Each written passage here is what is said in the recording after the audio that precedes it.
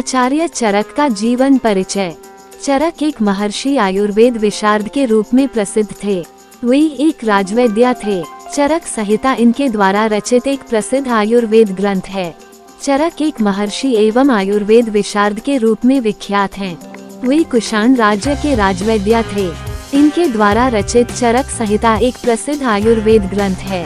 इसमें रोगनाशक एवं रोग निरोधक दवाओं का उल्लेख है तथा सोना, चांदी, लोहा, पारा आदि धातुओं के भस्म एवं उनके उपयोग का वर्णन मिलता है। आचार्य चरक ने आचार्य अग्निवेश के अग्निवेश तंत्र में कुछ स्थान तथा अध्याय जोड़कर उसे नया रूप दिया, जिसे आज चरक संहिता के नाम से जाना जाता है। 300-200 ई पूर्व लगभग आयुर्वेद के आचार्य महर्षि चरक की गणना भारतीय औषधि विज्ञान के मूल प्रवर्तकों में होती है। चरक की शिक्षा तक्षशिला में हुई। इनके द्वारा रचित चरक संहिता आज भी वैद्य का अद्वितीय ग्रंथ माना जाता है। इन्हें ईसा की प्रथम शताब्दी का बताते हैं।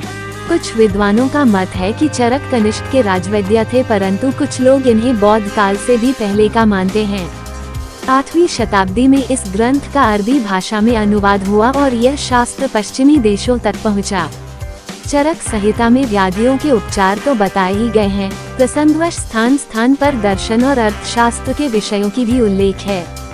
उन्होंने आयुर्वेद के प्रमुख ग्रंथों और उसके ज्ञान को इकट्ठा करके उसका संकलन किया। चरक ने भ्रमण करके चिकित्सकों के साथ बैठकें की, विचार एकत्र किए और सिद्धांतों को प्रतिपादित किया और उसे पढ़ाई लिखाई के योग्य बनाया था। चरक संहिता आयुर्वेद का प्राचीनतम ग्रंथ है। वस्तुतः ये ग्रंथ ऋषि आत्रेय तथा पुनर्वसु के ज्ञान का संग्रह है, जिसे चरक ने कुछ संशोधित कर अपनी शैली में प्रस्तुत किया। कुछ लोग अग्निवेश को ही चरक कहते हैं। द्वापर युग में पैदा हुए अग्निवेश चरक ही है। अलबरूनी ने लिखा है कि औषध विज्ञान की हिंदुओं की सर्वश्रेष्ठ पुस्तक चरक संहिता है। संस्कृत भाषा में लिखी गई इस पुस्तक को 8 स्थान और 120 अध्यायों में बांटा गया है, जिसमें 12,000 श्लोक और 2,000 दवाइयाँ हैं।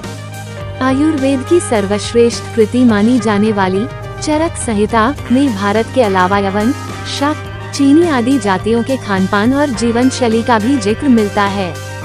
इस पुस्तक को विभिन्न भाषाओं में अनुवादित भी किया जा चुका है। अरब के प्रसिद्ध इतिहासकार और विद्वान अलबरूनी ने भी कहा था, हिंदुओं की एक पुस्तक चरक के नाम से प्रसिद्ध है, जो कि औषधि की सर्वश्रेष्ठ पुस्तक मानी जा सकती है। चरक संहिता का अध्ययन किए बिना काय चिकित्सा के सांगोपांग ज्ञान की प्राप्ति कठिन ही नहीं अपितु असंभव है।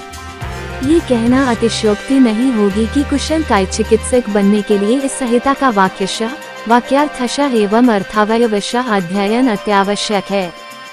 स्वस्थ के स्वास्थ्य संरक्षण एवं रोगी के रोग निवारण हेतु सैद्धांतिक एवं प्रायोगिक दोनों पक्षों का जितना विशद विवेचन इस संहिता में प्राप्त होता है, उतना अन्यत्र कहीं भी उपलब्ध नहीं है।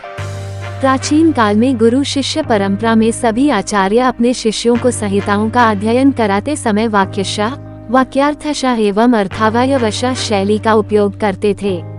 सतत परिश्रमशील शिष्य भी गुरु की आज्ञानुसार संहिता ग्रंथों का सैद्धांतिक एवं प्रायोगिक दोनों दृष्टियों से सांगोपांग ज्ञान प्राप्त करते थे।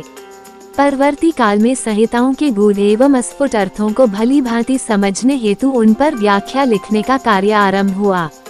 चरक संहिता पर सर्वप्रथम भट्टार हरिचंद्र ने चरकन्यास नामक व्याख्या लिखी। इसके पश्चात चरक संहिता पर अनेक व्याख्याएं लिखी गई।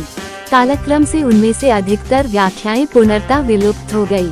इन लुप्त व्याख्याओं के अवशेष हमें उपलब्ध टीकाओं में आज भी मिलते हैं।